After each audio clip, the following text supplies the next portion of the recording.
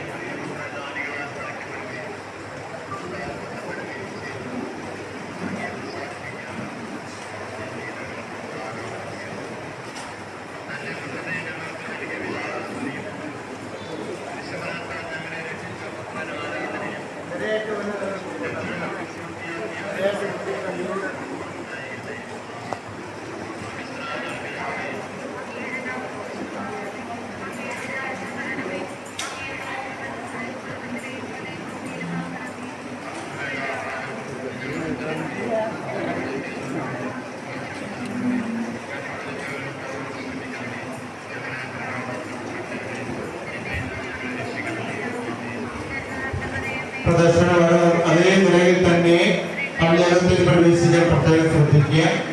പ്രദർശനം രണ്ട് നിരയായിട്ടുള്ളതുപോലെ രണ്ട് നിരയായിട്ട് തന്നെ പള്ളിയകത്തേക്ക് പ്രവേശിച്ച് രൂപം എത്തുവാനുള്ള സൗകര്യം ഉണ്ടാവും. തിരക്ക് പിടിക്കാതെ സാവധാനം ആ നിലയിൽ തന്നെ പ്രദർശനം നമ്മൾ വരുന്ന അതേ നിലയിൽ തന്നെ മാറിപ്പോകാൻ രണ്ട് വഴിയിലേക്ക് വേറെ വഴിയിലേക്ക് പോയി കയറാൻ പറ്റില്ല.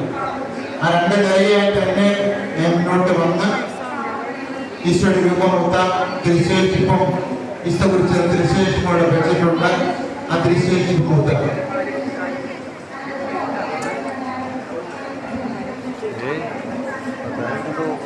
പ്രദർശനം കഴിഞ്ഞ പള്ളിയകത്ത് കയറിയവര് പുറത്തേക്ക് ഇറങ്ങുക. ശാന്തമായി വിശ്രമിച്ചതിന് ശേഷം മതബോധന ഹോളിന്റെ സൈഡിൽ നമ്മുടെ നേർച്ചക്കഞ്ഞി പട്ടിക്കഞ്ഞി തയ്യാറാക്കിയിട്ടുണ്ട്. അസാധാരണ നരിയായിട്ട് നിന്ന് കഞ്ഞി കുടിക്കാനായിട്ട് നിങ്ങൾക്ക് തയ്യാറാകാം. നരിയായിട്ട് വന്ന് രൂപമൊത്തി പുറത്തിറങ്ങി മതബോധന ഹാളിൽ അവിടെ 2 കൗണ്ടറുകളുണ്ട്. ആ 2 കൗണ്ടറുകളിൽ ലൈനായിട്ട് നിന്ന് നിങ്ങൾക്ക് കഞ്ഞി വാങ്ങി കുടിച്ച് അല്പസമയം വിശ്രമിക്കാം. എല്ലാവരും രൂപമൊത്തി കഴിയുമ്പോൾ നമ്മൾ കബറടക്കത്തിന്റെ പ്രാർത്ഥനാ ശുശ്രൂഷ തുടങ്ങുന്നതാണ്. വരുന്ന പ്രദർശനം വരുന്ന അതേ നിലയിൽ തന്നെയാകണം പള്ളി അകത്തേക്ക് പ്രവേശിക്കേണ്ടത്. അപ്പോൾ യാതൊരു തടസ്സമോ അസൗകര്യം കൂടാതെ ഈശോയുടെ രൂപം എത്തുവാൻ നിങ്ങൾക്ക് സൗകര്യം ലഭിക്കുന്നതാണ്. പുറത്തിറങ്ങിയിട്ട് മതബോധന ഹാളിന്റെ സൈഡില് നമ്മൾ കഞ്ഞി തയ്യാറാക്കിയിട്ടുണ്ട്. അവിടേക്ക് പോയി നമുക്ക് നിരയായിട്ട് നിന്ന് ആ കഞ്ഞി നമുക്ക് കുടിച്ച് പള്ളിമുറ്റത്തെ പരിസരത്തൊക്കെ അല്പസമയം 10 മിനിറ്റോളം വിശ്രമിക്കുക. അതിനുശേഷം നമ്മള് പ്രദർശനം മുഴുവൻ എല്ലാവരും കയറിയതിനു ശേഷം ഈശോയുടെ രൂപം എല്ലാവരും എത്തിയതിനു ശേഷം നമ്മൾ കബറടക്ക ശുശ്രൂഷ പ്രാർത്ഥനകൾ നടത്തുന്നതാണ്.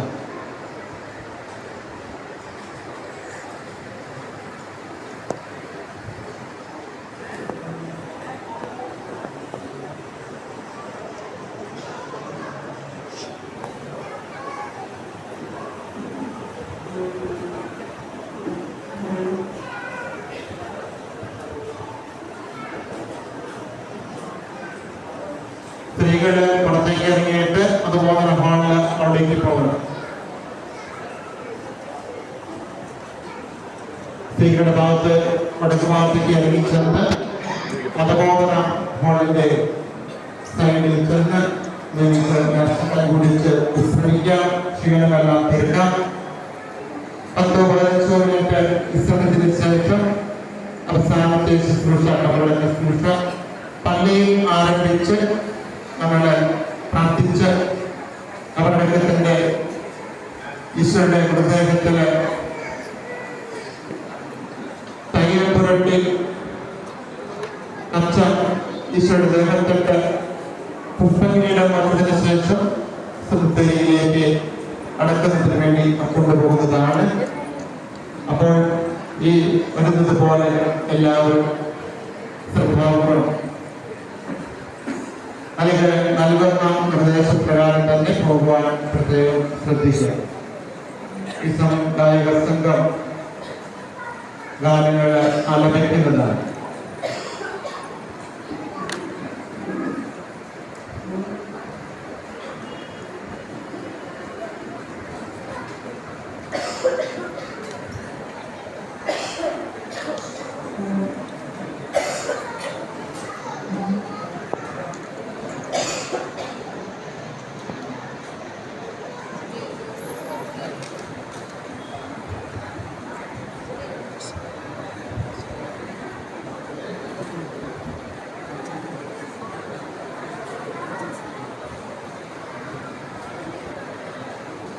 പ്രദർശനം നിരയായിട്ട് തന്നെ പള്ളിയകത്തേക്ക് വരുന്നുണ്ട്.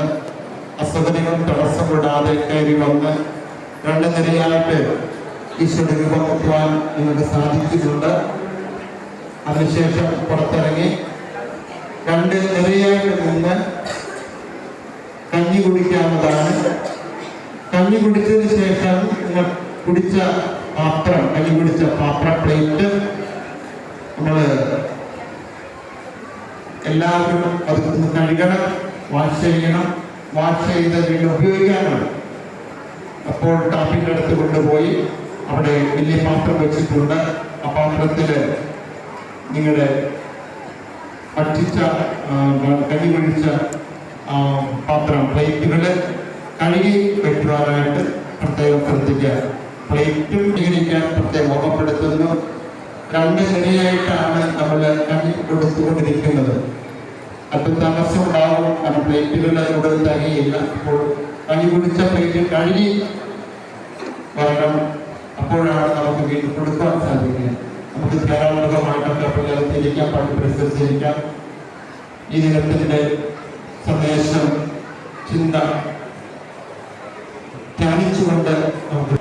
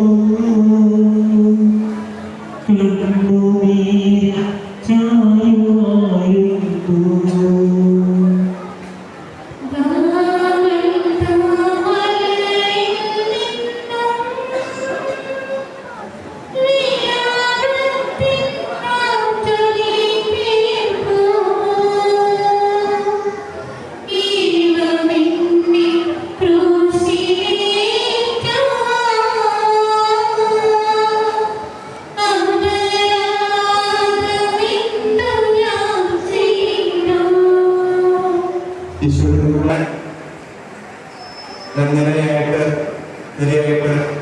അടുത്ത സമയമെടുത്തും ഒരു 10 മിനിറ്റോളം നമ്മൾ വിശ്രമമാണ്. അനുപിടിച്ചിട്ട് പോകരുത്. നമ്മുടെ 10 മിനിറ്റ് സമയം ക്രമീകരിക്കാൻ 7 മണിയാവുന്നേ ഉള്ളൂ. അപ്പം അതുകൊണ്ട് പുറത്ത് കണ്ടുപിടിക്കാനായിട്ട് നിലയുണ്ട്. ആ നില കണ്ടുപിടിച്ച് 10 മിനിറ്റ് കഴിഞ്ഞിട്ട് നമ്മൾ അവരുടെ ശുശ്രൂഷ പ്രവർത്തനങ്ങൾ ആരംഭിക്കുന്നതാണ്. കണ്ടുപിടി കഴിഞ്ഞ് പോകാതെ പള്ളിമുറ്റത്തോ പള്ളിയകത്തോ നിങ്ങളെല്ലാം ഉണ്ട്. കണ്ടുപിടിച്ച സെക്രട്ടേറിയറ്റ് ഉണ്ട്. പള്ളിയകത്ത് വെച്ചിലോ അല്ലെങ്കിൽ മണ്ഡലത്തിലോ കയറിയിരിക്കാം. കയറിയിരുന്ന്